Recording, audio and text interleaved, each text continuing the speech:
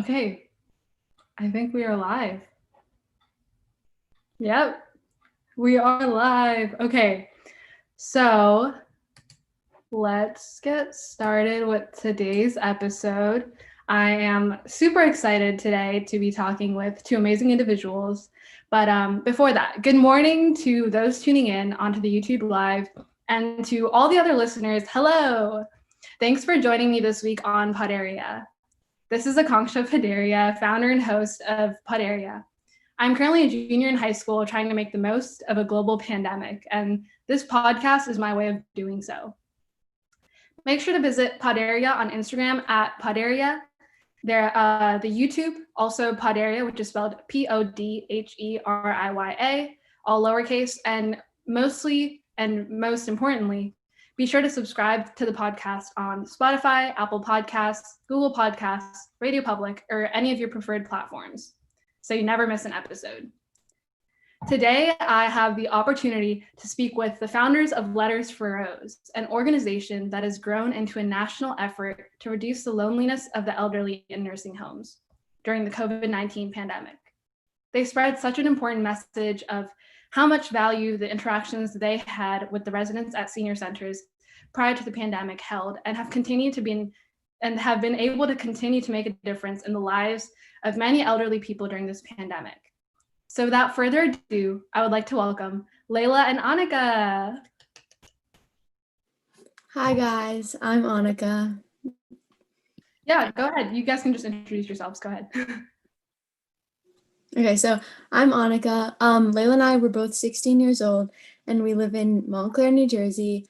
We started Letters for Rose a couple of months ago after not being able to return to a nursing home that we were volunteering at weekly. And we really connected with the residents there, and we wanted to find a way to be in contact with them during the pandemic. And then we just decided to write them letters. So we got a bunch of people in our town to write letters to the residents at this one specific home. And then we just expanded it, and we reached out to friends and family across the nation. And they all started different chapters in their towns. And now, Layla, you want to say how many places we have? Yeah, so we have, I think, over 20 states, which is crazy. We never thought that it would get that big. And just for like an intro of me, Letters for Rose honestly takes up most of my time, but when I'm not doing Letters for Rose things, I really like music, so I play instruments. And since we're both juniors in high school, that also takes up a lot of time because there's like AP courses and getting ready for college and SAT prep and stuff like that. Yeah, that's crazy. I can't believe you guys managed all that stuff at once. Junior year is already hard enough, to be honest. But yeah, so I think you guys already went over like a brief explanation of what Letters for Rose is, but I don't know if you want to go in more in depth about like what exactly Letters for Rose is. Yeah, so basically there's different chapters in different locations. So in our town, we have a Montclair chapter, and the chapter has 5 to 10 leadership roles where it's high school teenage volunteers, and they call nursing homes, they find friends and family to write letters, they verify the letters, they bring letters to the nursing home, and some of them even create the letters. And it's honestly a beautiful experience because not only have we impacted so many lives of elders, but we've also made a lot of friends across the country that are all the same age as Layla and I, which has been so much fun. So we're helping out the community and making friends, and it's just awesome. Yeah, I also think it's really important, especially during a pandemic, to like talk with other people. And when we started this, it was like a really good way to network across the country. I know Ani like knows a lot of people from Florida and like plays and FaceTimes them, and so do I. So like not only is it for the elders, but it's just really good for teenagers who are really isolated and like don't know what to do. And when we started this out, it was like at the very beginning of the pandemic when school wasn't really like happening because teachers didn't know how to transition to go online. So I know everyone was just really bored in their homes, like looking for something to do. So I think that's why we got so many people to begin with. Yeah, I think that's the beauty of what really came out of this pandemic was all of us at home, but I think that also stimulated a bunch of like a lot of us had a lot of ideas that I don't think we necessarily had the time for, or like we didn't have like the thinking time for exactly before the pandemic. And I definitely too, once we got into this pandemic, quarantine really led to me thinking more about these things and getting more involved in things that are happening around me, like organizations or clubs or activities, and trying to make the most of like a virtual club or organization. So I forget if you guys already went over this, but how did you guys come up with Letters for Rose? I think Ani talked about it a little, but I can go into more depth. So, we were in Key Club, which is like a club for community service, and one of the opportunities was to volunteer at one of our local nursing homes. So we would just go there for 1 hour every week, and I didn't realize how big of an impact it would have on us, but we got extremely close to all of the residents. There were some that we would just like look forward to seeing every week. And the nursing home that we went to sometimes might not have treated the residents well. Like they kind of just acted like they weren't capable of things. And so, like when we first came, they would all just kind of be in a circle around a TV, just like in silence. And so they would look forward to like all the volunteers from Key Club coming. So we only went 1 hour on Mondays, but when we left, we would be so worried about what the elders would do without us, even just for like that week when we wouldn't be there. So that's why when Corona hit, we're like, what are they going to do without any outside interaction, any volunteers, not even their family? So I feel like that was like the main thing. Like I remember when my mom told me that they weren't going to let any volunteers come, like at the beginning of the pandemic, I called Annika and we started like freaking out because we were even worried about what they would do for like a couple hours without us. So yeah. Yeah, Yeah. that's amazing. Do you want to add on that, Annika? Yeah, it was also, we really, really, really connected with a couple of the residents. Some of them would just have so much energy and share so many stories with us. And one time we saw this older woman, she got a letter from her children. She didn't even recognize that it was from her children, but she started bawling and crying. And it was the sweetest thing. And we were hugging her, and she thought it was from her mom. But this woman is like 100 years old, so it obviously wasn't from her mom.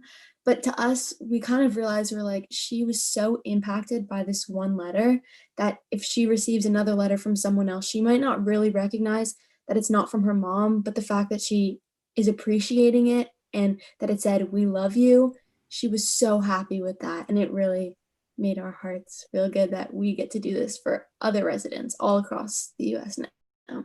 Yeah, That's also some of the residents that I'd talked to, you could just tell they were so thankful to have people who just wanted to like hear about their lives and just talk to them because I think they're already really lonely and isolated how it is. So the pandemic made it much harder for them. But I remember the whole thing started like we named it Letters for Rose because Rose was one of the residents that we like really bonded with, and every time we came, she would just light up, and she was so excited for us to like come talk to her and spend some time with her. So I think now that they don't have like a way of seeing people, letters is like one of the best things we can do. That's amazing. That's really touching too. I think the fact that you guys are even making an effort to connect with so many people across the nation now, because your organizations are just constantly growing. So I think that's really awesome. Um, so, what is something that you are most proud of through Letters for Rose? I'm really proud of how big it got because when we started, it wasn't really our idea for it to become like such a national or even global organization. But when we started reaching out to like friends in different states and they started reaching out to their friends, it all of a sudden kind of just like exploded and we got a bunch of people. And I'm also really proud of like the people that we got who are so motivated on their own to help us because it was nothing like you had to have prior experience or like an interview or anything like that. We just tried to find people who were interested like on their own. And I know that was something we were kind of worried about, but we've gotten so many amazing volunteers who just spend hours and hours even when we didn't really like ask them to, and they just like do it all on their own, which has inspired us a lot. That's great. That's awesome. I think it's also amazing how I think quickly, I guess, you guys grew too, because I know that there's so many chapters across. I was just scrolling through the Instagram feed the other day for Letters for Rose, and I saw so many chapters, just so many like different people that are involved in this one organization. And I think it's amazing how you managed to connect so many people, and that too with the circumstances of this pandemic, with all these virtual constraints. But I think you guys really find a way to get around all of those difficulties and limitations by creating Letters for Rose. So, what is something that you've done to make an impact? I know you guys have done a lot to make an impact, clearly, with Letters for Rose, but what is something that you guys think is most impactful? I think that the biggest impact is giving the residents something that shows them that they're cared for and that they're loved outside of their family, because a lot of residents that are really old, their families aren't going to visit them all the time, and especially now, a lot of families, if especially if the resident's, like, in a different state or something like that, you cannot go visit them every day or make sure that they're okay, so I think the fact that residents are getting letters and artwork that's personally directed towards them, saying their name in beautiful lettering that they can have in their room, that they can look at before bed, know that they're loved, and even if they can't read, have it be read to them. Like, I think it's just this really big impact that's helping the elders push through an already lonely time for them in a nursing home, but even lonelier now during the pandemic. Yeah, and I think especially that the fact that it's difficult for us to, and we're teenagers who have our friend groups from school or stuff like that. We can still find a way to connect, maybe even find a way to meet if we're being safe about it. But I think it's even more difficult for these people in senior centers where already isolation does come upon you, like Annika said, and I think the pandemic really hit us hard. I mean, hit me hard, but I can't imagine what's going through like the heads of people, elderly people living in the senior centers. So, Layla, did you want to add to that? Yeah, definitely. So, Annika already touched upon like how we helped the residents, and we've gotten some photos of like when the residents read their letters, and they just look so happy and excited. So I think it's like really important, and I also think that it's helped the volunteers, like the teenage volunteers, because even though the residents are like more lonely and isolated than us, it's still hard for everyone. So when we have like team Zooms or chapter Zoom meetings, a lot of times we just like go off topic and start talking about school or like anything, and it's really good to just have people to talk to when you're like constantly just in your room alone because of the pandemic. So I feel like that's also something good that's come out of this that we didn't really realize was going to happen, but it kind of just happened through getting so many volunteers. Yeah, I think an organization is like, well, one of my favorite things to do is just talk with these people on my team and just like really get to know them as people, because they're either living halfway across the nation and you've never met them before. But I think this the virtual constraint has also brought us like opportunities to just talk to people whenever you feel like. You can FaceTime them, hit them with the text or Slack message or whatever it is that people are communicating through. And I think one of my favorite things that actually happened because of this pandemic, which is again very unfortunate. But one of the good things that came out of this pandemic was me meeting so many new people through organizations. Like I never would have guessed that I would have met people from New York or like Florida or just like the other end of the nation that I haven't actually met before in real life. But I think that's exactly what you guys are doing through Letters for Rose, where people are connecting. Like I know my friends are part of the Fairfax chapter, I think, and that's so crazy how you guys know them. I know that it's crazy. It's a whole like loop of connections that everyone's making right now during this pandemic. So as the voting season started, just a little a different track of and train of thought right now, but as the voting season started, I know that both of you guys have helped seniors get their votes in. So could you just elaborate on that a little bit?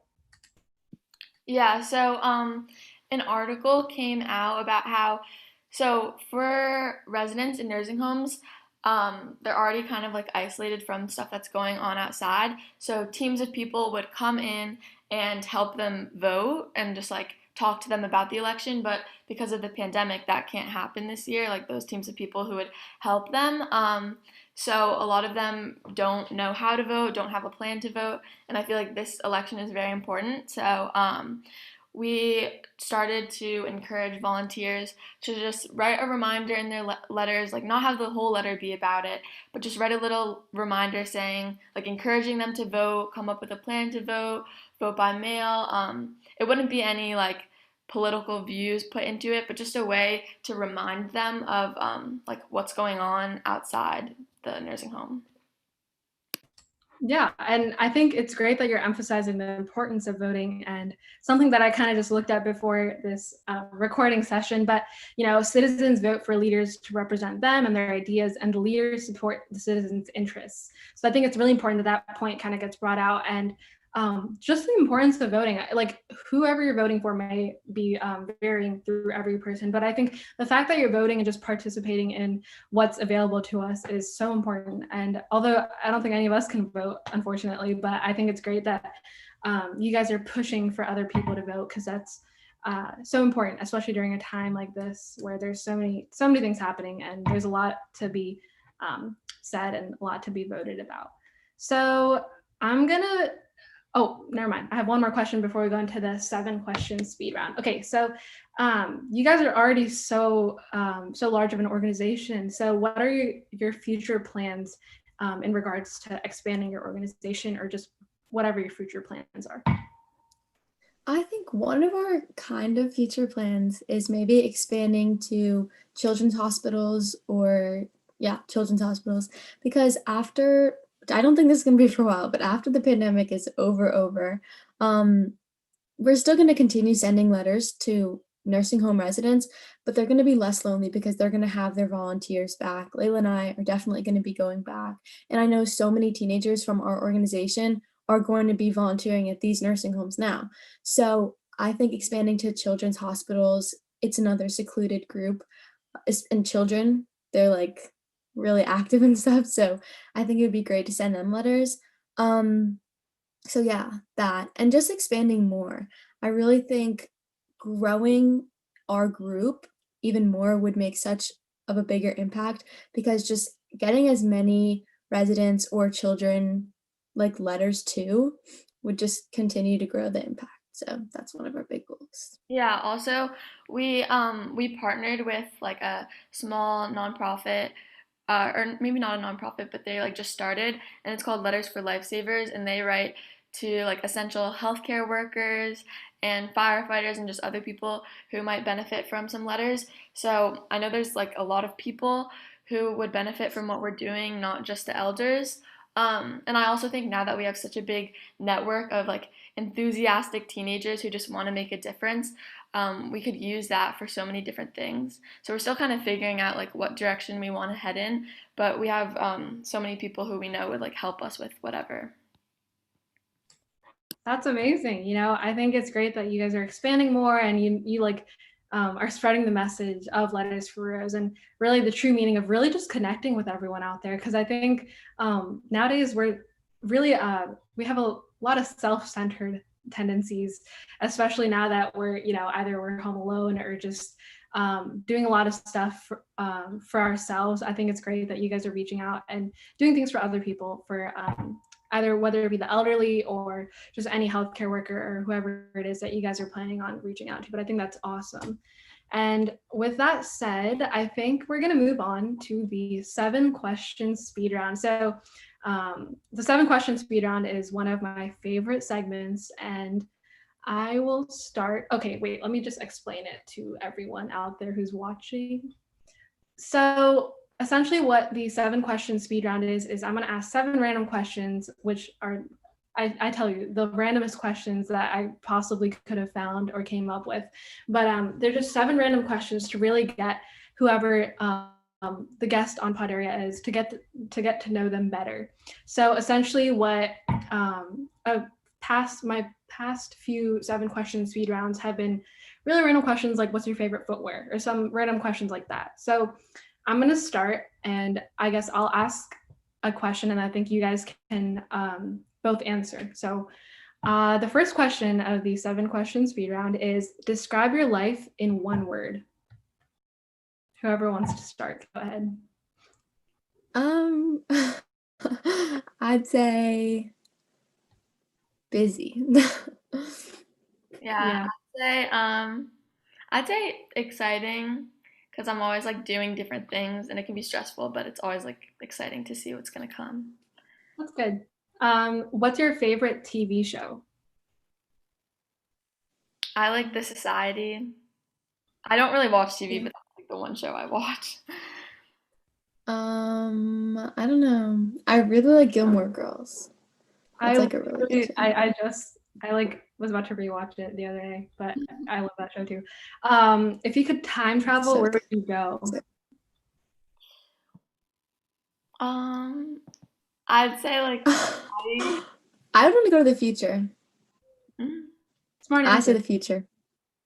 That's a good answer. If oh no, wait, what's your favorite ice cream flavor? Chocolate. mint chocolate chip or coffee. I love coffee ice cream. Okay. Who are three famous people that you would want at your extravagant dinner party, like full blown fancy dinner party? I'm asking pretty tough questions. I know for a speed round, but Hmm. One of mine would be Zendaya I don't know. because I love Zendaya. It would Mm, be someone that's like dead, yeah. but in the past. yeah, Um, Probably someone like Martin Luther King or like Gandhi, someone who I could just like talk to about all the stuff they've done. Yeah, those are good ones. I don't know. I really don't know. I would it's say probably like One Direction altogether. Like just bring a couple extra people. that's okay. That's good options, good choice. As a child, what did you want to be when you grew up? I always wanted to be a teacher. That was like always what I wanted to do. I don't know. I kind of went different ways. I always wanted to be a soccer player, like professional, but yeah, it's kind of changed now. That's nice. What is your dream job or like dream, just I guess life ahead of time? Um, I don't know. Still kind of undecided right now. Yeah, same. I mean, I still really like teaching other people, but I also like math, so maybe something involving that. Good choices. Okay, well, that is the end. I think that was 7 questions. I hope that was. But that's the end of the 7 questions speed round. And now I'll take us back to more talking about other things that are actually pretty relevant considering the 7 questions speed round was not. But okay, so moving on to balancing extracurriculars. So I know both of you guys are extremely busy individuals, especially leading Letters for Rose, as well as having that academic rigor from junior year of high school. And I just want to know, how are you both managing extracurriculars during this time? I think I'm balancing it pretty well, but it's really, really hard. I have soccer practice every single day because it's high school season and we have games on weekdays. Like Layla and I keep trying to schedule meetings and it's so hard because Layla's like, I have piano these days, and I'm like, well, I have a soccer game that day at 4 o'clock, but I have to be there right when school ends. Like, it's just all these different things that just keep adding up, and Letters for Rose, and all these different things. So, I think I'm balancing it pretty well. Um, I want to go back to school, but obviously safely. I don't think that's going to happen. But I think going back to school would help to balance a lot of the stress because online school is just not it. It's so hard sitting all day. But I'm really happy that we have Letters for Rose and I have a social aspect of going to soccer practice and at least having a season. Yeah, I agree. I'm really stressed. I feel like it's inevitable junior year to be stressed, like how it is. So Letters for Rose obviously adds a lot to that. I just try to stay organized, so I make like schedules for myself, and like to-do lists and stuff.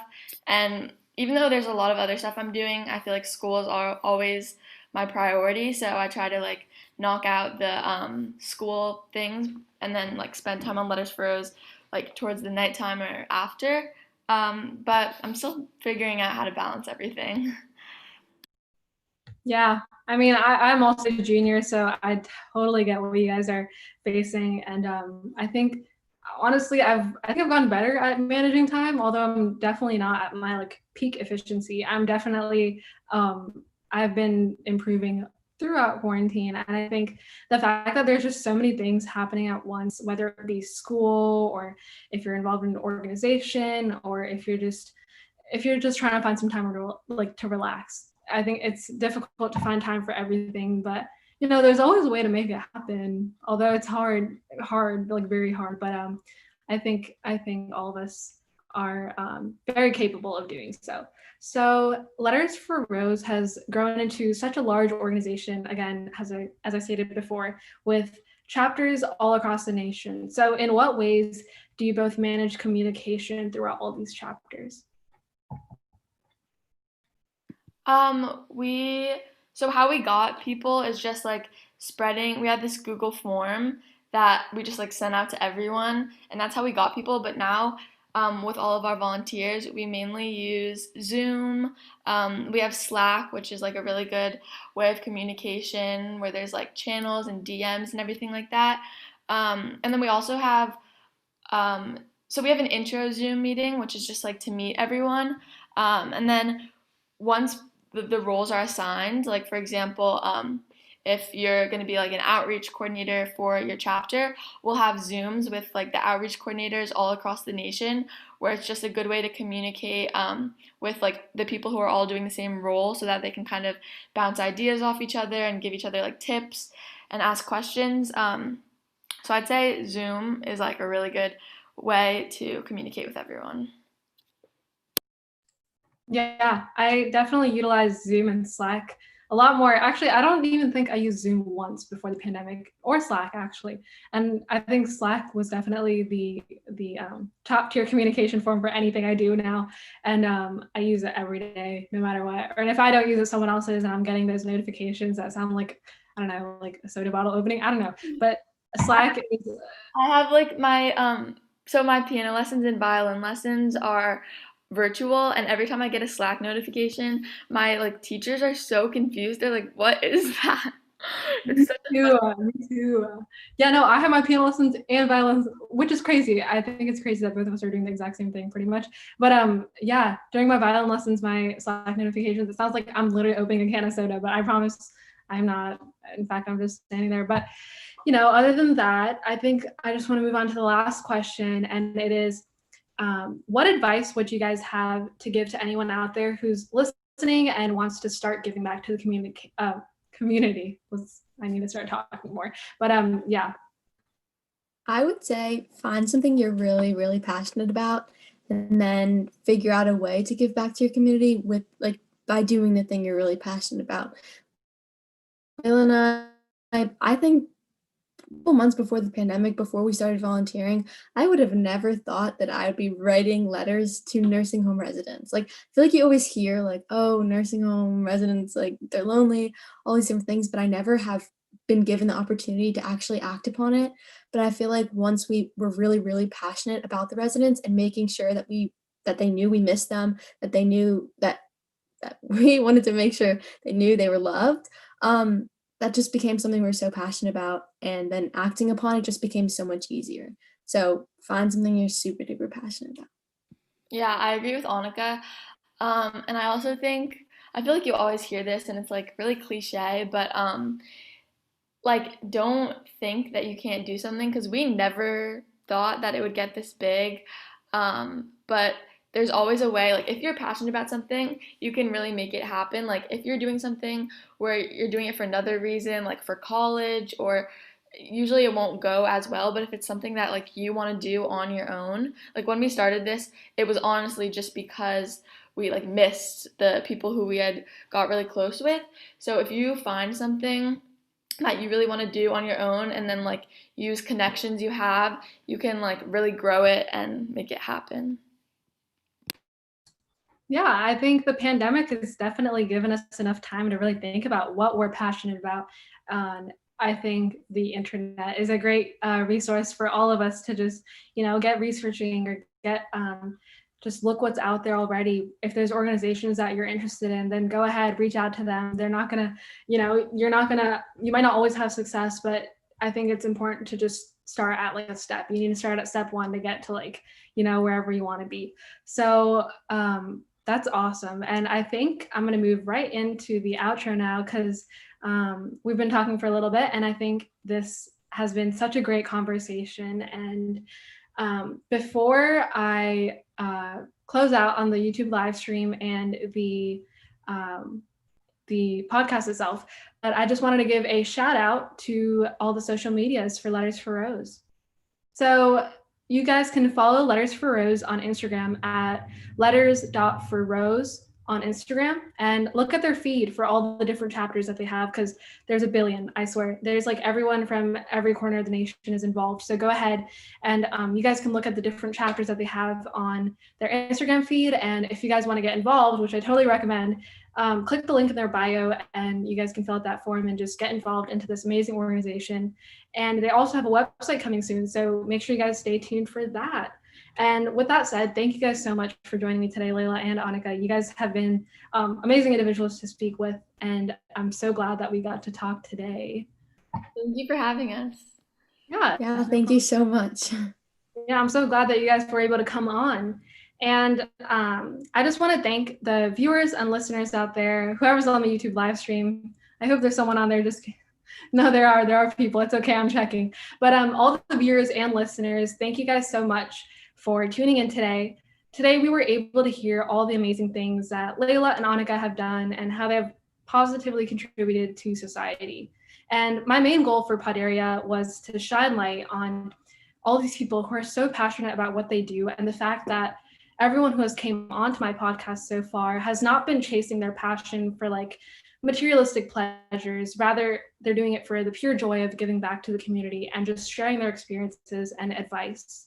So with that said, if any of you guys have any amazing stories or passions that you want to share on my podcast, then feel free to send me an email at podheriya@gmail.com. That's PODHERIYA, thepodcast@gmail.com.